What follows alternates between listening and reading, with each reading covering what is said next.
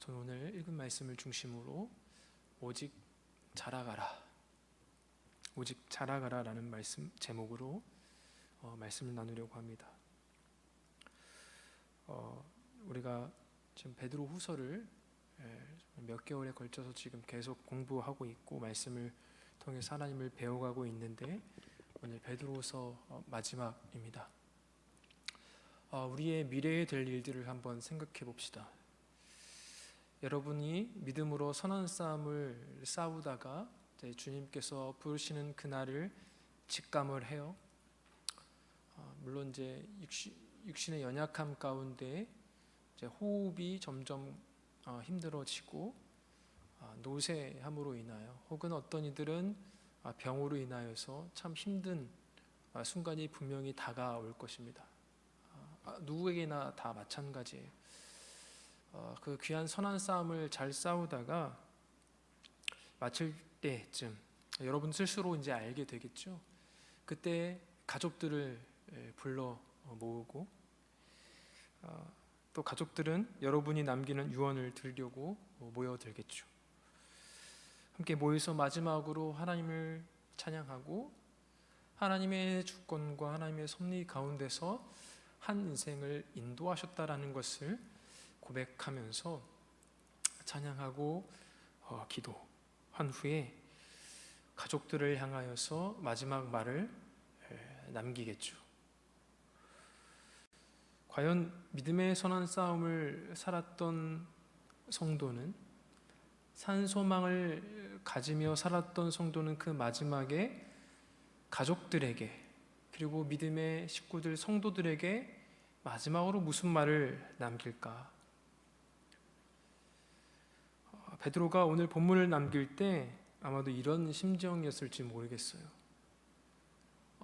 분명히 이제 이 이후로는 베드로 사도의 어떤 권면이나 그런 내용들은 담겨 있지 않습니다. 베드로후서의 오늘 마지막 말, 그러므로 사랑하는 자들아 너희가 이것을 미리 알았은즉 무법한 자들의 미혹에 이끌려 너희가 굳센 데서 떨어질까 삼가라. 오직 우리 주 곧 구주 예수 그리스도의 은혜와 그를 아는 지식에서 자라가라. 영광이 이제와 영원한 날까지 그에게 있을지어다. 예수님을 만나서 3년 동안 따라다니고도 베드로는 예수님을 모른다라고 배신했던 적이 있습니다. 부활하신 주님을 뵙고 목양을 부탁을 받았지만 양무리를 섬기는 일이 결국 주님의 영광과 함께 그의 십자가의 증인으로 살면서 때론 그 길이 정말 세상 사람이 보더라도 좋은 길, 성공하는 길, 탄탄대로면 좋겠지만 고난의 길을 가기도 하는 그런 길이었는데 그런 길인 줄도 모르고 내 주님, 제가 주님의 양을 치겠습니다. 그랬던 그가 이제 목양하던 사랑하는 성도들에게 마지막으로 남기는 유언과도 같은 메시지가 오늘 본문입니다. 우리 다시 한번 베드로후서 마지막 두 구절을 이런 마음가짐으로 한번 읽어봤으면 좋겠어요. 같이 다시 한번 읽겠습니다. 시작. 그러므로 사랑하는 자들아 너희가 이것을 미리 알았은즉 무법한 자들의 미혹에 이끌려 너희가 굳센 데서 떨어질까 삼가라. 오직 우리 주 곧 구주 예수 그리스도의 은혜와 그를 아는 지식에서 자라가라. 영광이 이제와 영원한 날까지 그에게 있을지어다. 아멘. 사도 베드로가 정말 성도들을 향하여서 사랑하는 자들아, 마지막 그 말로 사랑하는 자들아, 죽음을 앞두었을 수도 있을 것 같고 또 마지막으로 성도들을 대면할 수 있는 그런 상황 속에서 사랑하는 자들에게 귀한 권면의 말을 마지막 이 두 구절에서 함축적으로 요약하면서 이야기를 하고 있는 것이죠. 수신자들 17절에 보니까 편지를 받는 이 수신자들이 미리 미리 알고 있었던 것이 무엇입니까? 그것은 베드로가 계속 설명한 대로 거짓 교사들의 특징들을 알았던 거예요. 무엇을 알았냐면 그들이 받을 심판의 확실함을 아는 것이죠. 진리를 붙잡지 않으면 결국 멸망할 거다. 하나님의 말씀을 제멋대로 자의적으로 해석하면 결국 멸망의 길로 가는 거다. 이것의 확실함을 알고 있는 것이죠. 그리고 그들의 정체, 그리고 마지막에 대해 들어 알고 있는 모든 것들을 가리키는 게 바로 미리 알았은즉, 미리 알고 있는 그런 내용이라는 거예요. 그렇다면 모든 것이 감추임 없이 드러날 그 최후의 심판이라는 그 사실 앞에서 베드로가 남기는 첫 번째 유언과도 같은 권면은 무엇이냐면 17절의 마지막에 보니까 미혹에 이끌려 너희가 굳센 데서 떨어질까 삼가라라는 거예요. 뭐라고요? 굳센 데서 떨어질까 삼가라. 이는 하나님의 은혜 안에서 자신을 지키라는 거예요. 자신을 지키라. 믿음을 지키라. 예수 그리스도의 첫 번째 오심으로 인해서 이미 시작된 심판과 구원의 은혜를 받는 성도는, 그런 복된 교회는 그 영광의 날이 이르기까지 이 세상에서 잠시 무엇이 있다고 했습니까? 잠시 고난이 있다고 했어요. 잠시 고난의 날들을 지나갈 수밖에 없다라고 분명히 성경은 증언하고 있습니다. 하지만 하나님께서는 모든 은혜로 하나님이 사랑하는 그 귀한 백성들을 어떻게 하신다고 하셨어요? 또한 지켜주신다. 잠시 받는 그 고난이 분명히 있지만 하나님께서 모든 은혜로 성도들을 지켜주신다라고 분명히 하나님께서 약속해 주셨습니다. 하지만 거짓 교사들은 그 흑암의 사실에 묶어 어둠의 감옥에 가두어서 심판의 날까지 또한 지키신다라고 또 하나님께서 말씀하셨죠. 베드로가 이야기했죠. 양쪽 모두 하나님의 지키심을 받아요. 한쪽은 믿음에서 떨어지지 않도록 고난의 연속 속에서도, 여러 가지 질고 속에서도 결코 은혜 안에서 밖으로 나가지 않도록 하나님께서 그 은혜로 지키시는가 하면, 그 반대로 거짓을 추종하거나 하나님을 반역하여 따르는 모든 이들에게는 그 어둠 가운데 하나님께서 빠져나오지 못하도록 지키신다. 뭐와 같은 거에 흡사? 깜방에서 죄수들을 감시하고 나오지 못하게 하는 그 간수장들과 같은 거죠. 하나님께서 그 최종적 심판이 우리 주님 재림하셔서 심판하는 그날까지 우리를 은혜로 지켜주실 뿐만 아니라 죄를 범죄하는 이들을 또 나오지 못하도록, 어둠 가운데 나오지 못하도록 또 지키신다라고 말씀을 하세요. 그래서 베드로는 17절을 시작하면서 뭐라고 이야기해요? 그러므로 사랑하는 자들아, 사랑하는 주의 청년들아, 이렇게 부르면서 수신자된 교회를 그 앞전에 나온 거짓 교사들과 분명하게 대조를 하는 거예요. 그들은 사랑하는 자들이 아니죠. 하나님으로부터 사랑받는 자들이 아니에요. 근데 이 편지를 받고 있는 믿음의 길을 정말 힘들지만, 힘겹지만 한 걸음 한 걸음 인내하면서 걸어가는 모든 성도들에게는 하나님께서 뭐라고 말씀하시냐면 사랑하는 자들아. 분명히 대조적이죠. 그러면서 하는 권면이 무엇입니까? 굳센 데서 떨어져 나가지 말아야 된다. 거짓 교사들과 마찬가지로 수신자에게 모두 동일하게 각자에게 속해 있는 것을 이야기를 하고 있어요. 거짓 교사들은 어떻습니까? 그들이 속해 있는 곳이 어디예요? 더러운 정욕이죠. 더럽고 썩어지고 쇠한 그곳, 그것이 그들이 속한 곳이에요. 그렇기 때문에 그들은 결국 그들의 멸망의 길로 달려갈 수밖에 없는 거예요. 반대로 구원받는 하나님의 성도는 그 자신을 부르시고 택하시고 하나님의 긍휼 가운데, 하나님의 은혜 가운데 굳게 서 있다는 그 귀한 진리를 우리에게 지금 보여주고 있는데, 우리의 속한 곳이 어디예요? 바로 그 은혜라는 거예요. 굳센데 바로 은혜, 하나님의 은혜. 그리고 그 은혜 안에서 계속 가라. 미끄러지지 말고, 그래서 그 은혜 안에서, 하나님의 그 손 안에서 계속 가라. 하나님의 뜻이 무엇인지 잘 모르겠지만 가라.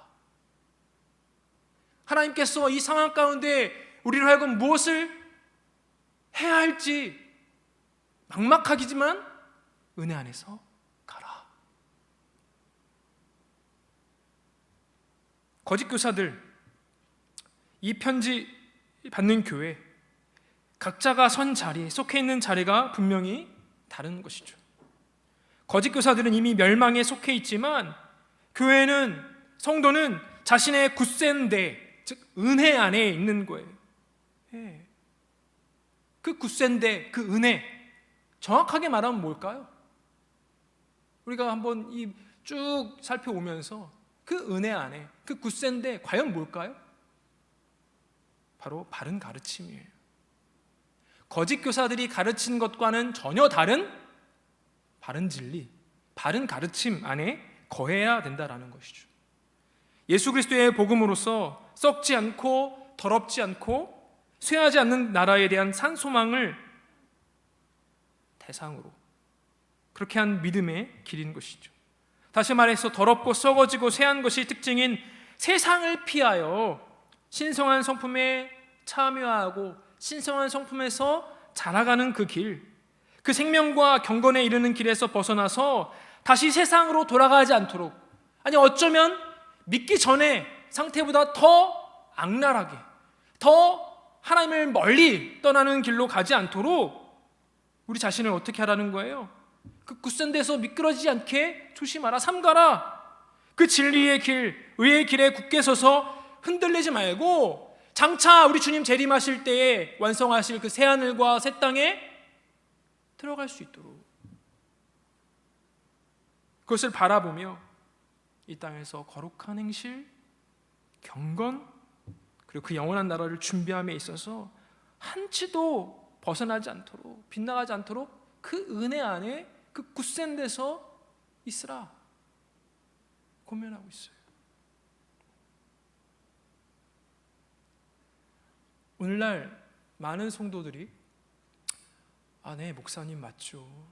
진리 안에 서 있어야 되죠. 하나님 은혜 안에 서 있어야 되죠. 그런데 너무 막막하기만 하네요.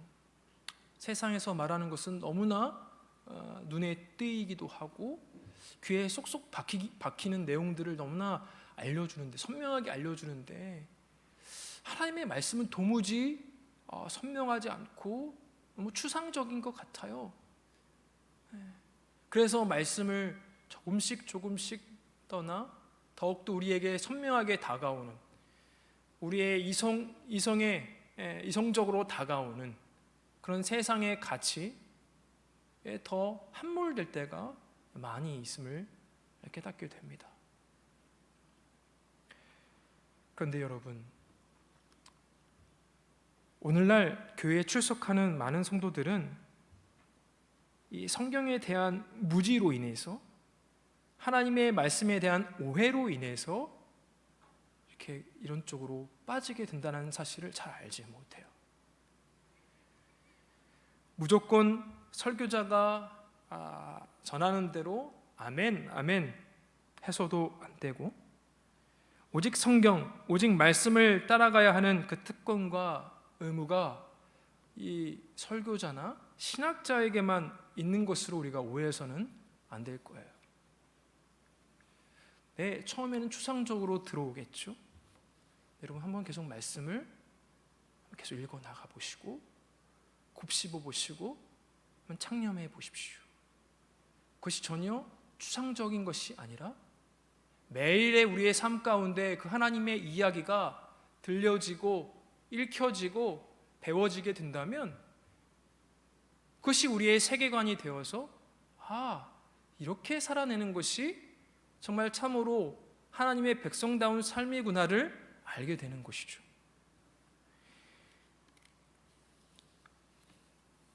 하나님을 배우고 신학하는 것, 어떤 신학자나 설교자, 목회자에게만 주어진 것이 아닙니다.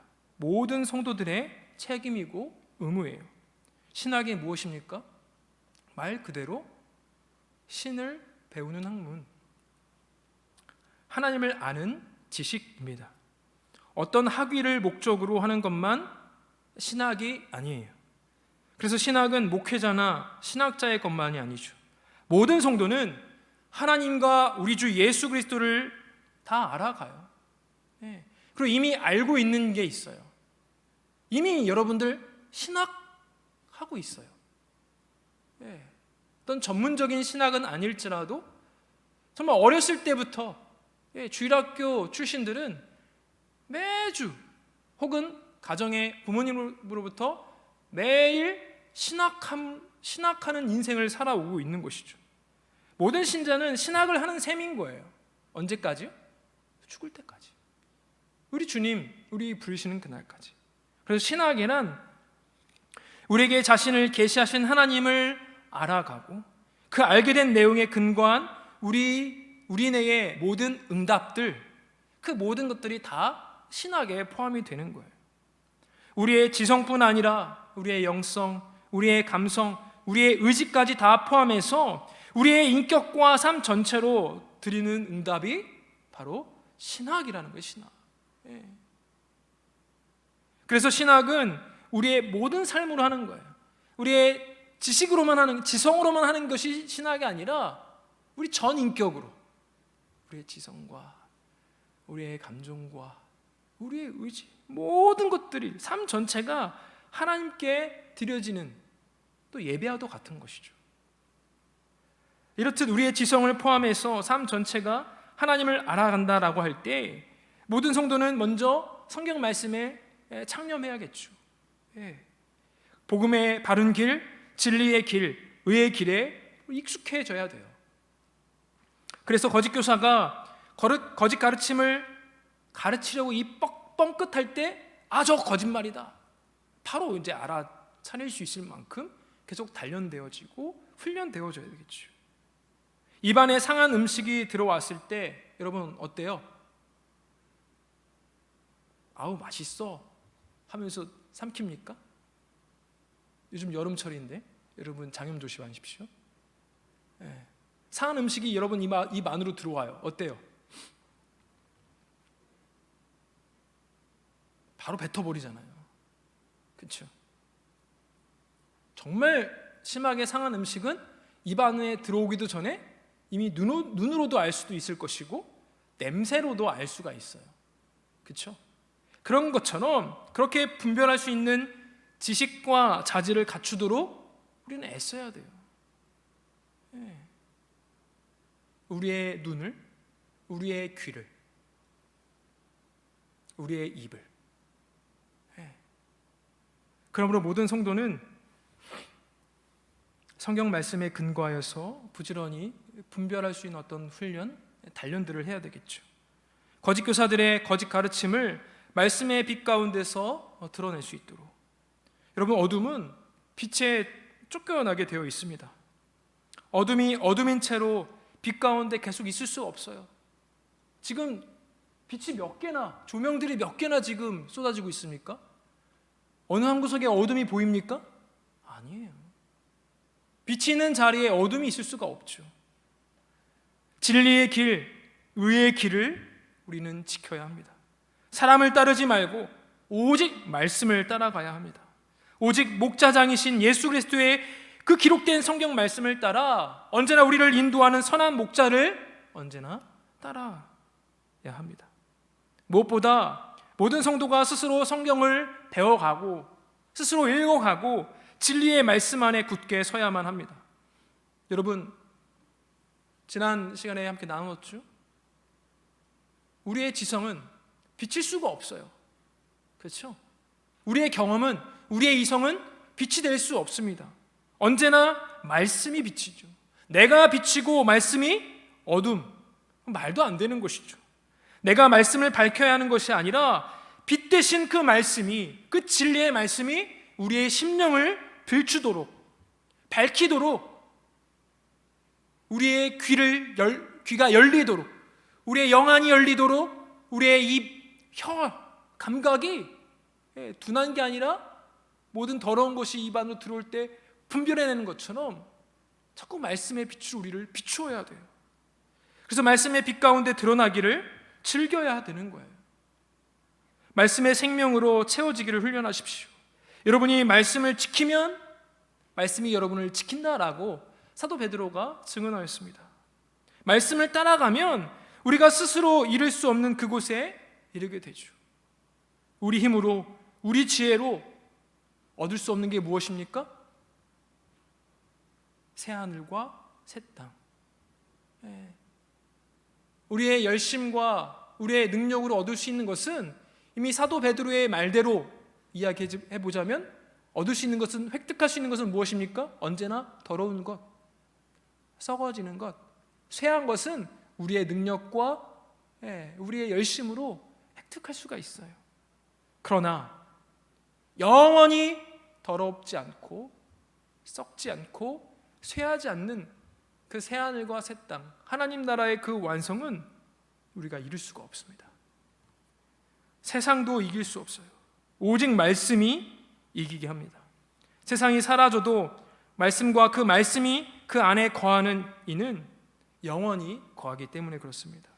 오직 말씀을 따라갈 때 그 말씀은 우리로 하여금 심판의 불을 지나서, 심판의 그 홍수를 지나서 새 하늘과 새 땅에 이르게 해줄 것입니다.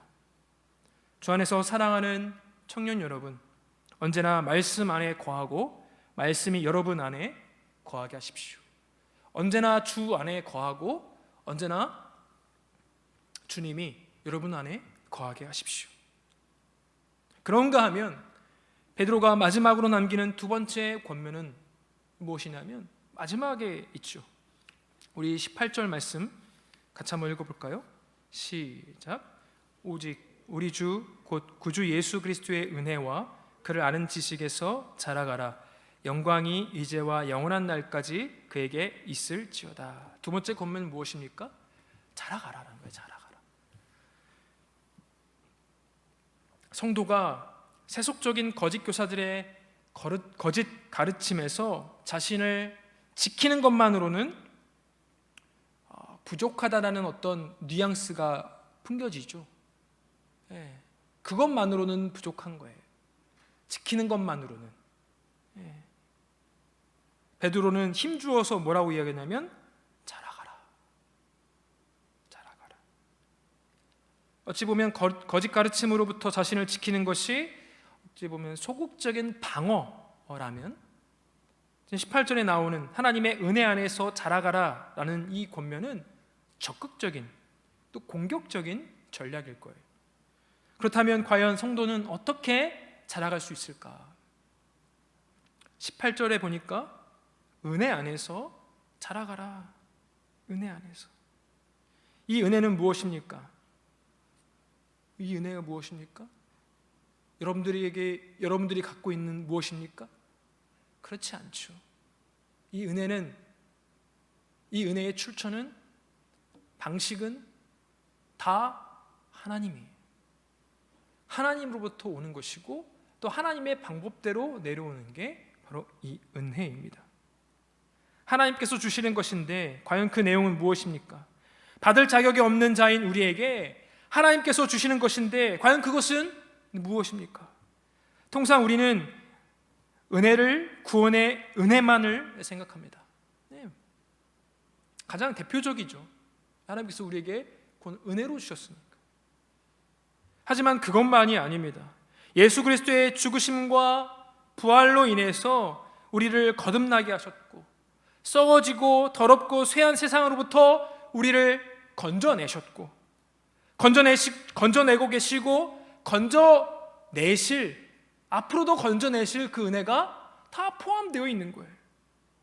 그 아들의 죽으심으로 말미암아 얻게 된 그 대속의 은혜뿐만 아니라 부활하심으로 인해서 우리를 거듭나게 하셔서 주신 그 부활 생명의 은혜도 포함이 되는 거예요. 부활하셨을 뿐만 아니라 승천하셔서 하나님 보좌 우편에 우리를 함께 앉히신 그 보좌에서 우리를 통치하고 계시는 그 은혜 다 포함되어지는 것이죠. 그보다 더욱더 마지막 날에 다시 오셔서 이 세상에 불로 심판하실 때 날마다 하나님을 범죄하는 이들은 불의 심판을 면치 못하겠지만 하나님이 사랑하는 그 귀한 성도들은 어떻게 하신다고 하셨습니까? 새 하늘과 새 땅, 전혀 이 세상과는 전혀 다른, 차원이 다른, 더럽지 않고 쇠하지 않고 썩지 않은 그 영원한 그 하나님 나라, 그 그 하나님 나라로 들이실 그 은혜, 그 모든 것들이 다 포함되어 있는 것이죠. 그 영원한 영광에 이르기까지 이 세상에서 잠시 받는 그 고난의 기간 동안에도 우리가 그 진리의 길, 의의 길, 복음의 길, 생명의 길에서 벗어나지 않도록 날마다 우리를 위로하시고 날마다 우리를 회복하시고 거기에 굳게 서게 하시고 더욱더 강하게 하시고 털을 견고하게 하시는 그 은혜의 내용들이 차고차고 넘칩니다. 이것이 은혜예요. 앞서서 살펴봤던 굳센 데서 떨어질까 삼가라 할 때 그 굳센 것도 굳세게 하시는 것도 은혜인 거죠. 그분의 영광스러운 택하심과 거룩한 부르심을 입은 복된 성도들은 이 모든 은혜 안에서 먼저는 굳게 서야 돼요. 진리에 굳게 서야 돼요. 인내함으로 굳게 서야 돼요. 그래서 베드로는 생명과 경건에 이르게 하는 모든 신성한 그 성품들을, 신적 능력을 이미 믿음을 통해 받은 그 성도가 신성한 성품에 참여하도록 독려하면서 뭐라고 이야기했냐면 더욱 힘써 너희의 택하심과 부르심을 굳게 하라 라고 권면했던 것이죠. 그리고 무엇보다 하나님의 모든 은혜 안에서 그 모든 은혜를 더욱 굳게 하는 길은 신성한 성품에서 자라가는 길입니다. 마치 농부가 씨앗을 땅에 떨어뜨려서 그 터가 굳어진다라는 것은 나무가 그 땅 아래로 깊이 뿌리를 내리고 위로는 가지를 뻗쳐 올리고 또 여름날을 지나고 가을이 되면 꽃이 피고 꽃이 져서 뭐가 맺혀요? 열매가 달리기까지 자라나는 것을 의미하는 것이죠. 성도 역시 마치 시냇가에 심은 나무처럼 시편 1편을 한번 읽어보세요. 복된 성도들의 이야기를 하고 있거든요. 시냇가에 심은 나무처럼 하나님의 택하심과 하나님의 그 부르심의 은혜의 땅 속으로 깊이 뿌리를 내려서 매 철 따라 푸른 잎들을 내고 신성한 성품의 아름다운 꽃을 피우고 더 나아가서 열매를 맺을수록 더욱더 그 은혜의 땅에서 터가 굳어지는 거예요. 성도가 말씀의 빛 아래에서 정말 영원한 생명의 그 생수를 다 마시며 하나님의 사랑 안에서 숨쉬면 비로소 시냇가 심은 나무가 자라듯이 신성한 성품에서 자라갈 수가 있는 것입니다.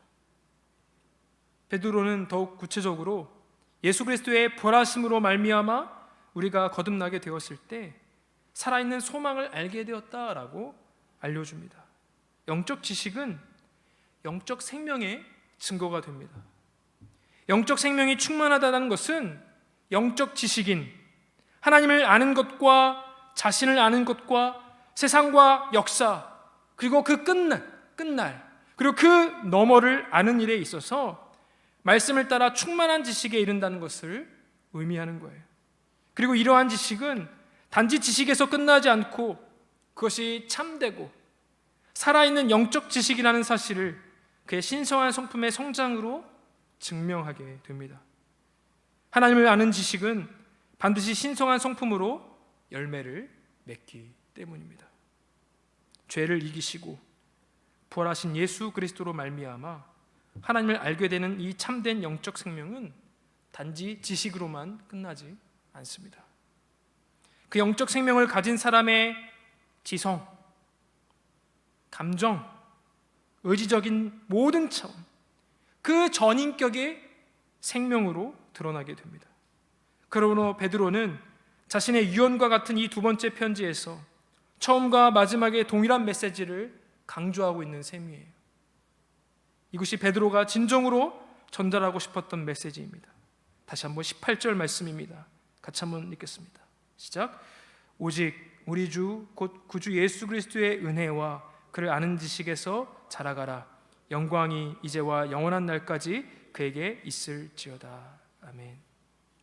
세상의 썩어짐과 더러움과 쇠함과는 본질적으로 차원이 다른 성도의 신성한 성품이 자라가는 길은 오직 예수 그리스도를 알므로써 가능한 거예요. 왜냐하면 예수 그리스도 자신이 더러운 죄를 이기셨고 예수 그리스도 자신이 썩어진 죽음에서 부활하셨으며 예수님 자신이 하나님 없는 그 쇠함을 해결하시는 그 성령님을 우리에게 보내주셔서 우리와 영원토록 함께 계시게 하셨기 때문에 그렇습니다. 또한 예수 그리스도는 우리의 주가 되세요. 우리의 구주가 되세요. 죽으셨을 뿐만 아니라 부활하셨고 부활하셨을 뿐만 아니라 하늘에 오르셔서 하나님 보좌 우편에 앉으셔서 지금도 온 우주 만물을 통치하시는 분이 바로 우리 주님이십니다. 그리하여서 온 우주 만물을 주님께로 굴복하게 하는, 순종케 하는 분이 바로 우리 예수님이시죠. 우리가 그 예수님을 알 때, 우리 주님을 알 때 우리는 세상에서도 주의 권세에 순종하여 선한 행실로 주의 백성답게, 주의 자녀답게 살아갈 수 있는 것입니다. 이 세상은 이미 하나님의 진노와 불의 심판 아래 놓여 있습니다. 그 마지막 날 하나님은 경건과 의, 믿음 이 외에는 아무것도 아끼지 않으실 거예요. 다 불로써 심판하시겠죠. 왜냐하면 그 새하늘과 새 땅은 더럽지 않고 썩지 않고 쇠하지 않는 우리의 경건과 의, 믿음만이 있기 때문에 그렇습니다. 우리 구주이신 예수 그리스도를 안다는 것은 신성한 성품에서 자라감을 의미합니다. 결코 머리만 커지지 않습니다. 교회에서 직분만 올라가는 것도 아닙니다. 설교단에 서서 가르쳐도 그가 참으로 주 예수를 알고 그 참된 지식을 증명하는 신성한 성품의 열매를 맺지 않는다면, 무슨 말이에요? 아무리 강단에 서서 말씀을 가르치고 다른 이들보다 말씀을 잘 안다 할지라도 신성한 성품의 열매를 맺지 않는다면 마른 막대기처럼, 열매 없는 그냥 마른 막대기처럼 그냥 주의 일에 쓰이다가 끝내 불 속에 던져져서 불쏘시기로 그냥 버려지는 그런 거짓 교사의 어떤 길과도 같을 수 있다는 거예요. 안다. 여러분, 안다라 할 때 원래 음식을 먹는 것처럼 우리 존재에 전 신체 기관에 영향을 미치는 거예요. 머리에만 영향을 미치는 게 아니라 안다라 했을 때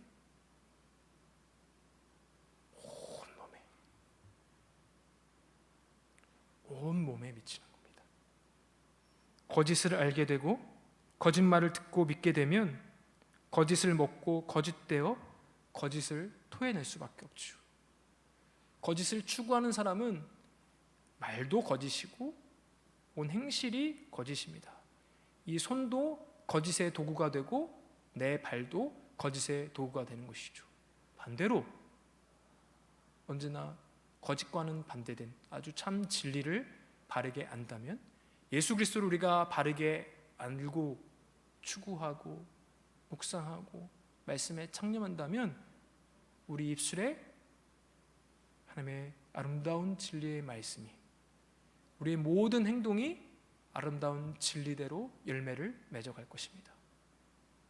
이 손이 진리에 봉사하는데, 내 발이 진리에 봉사하는데 쓰이게 될 것입니다.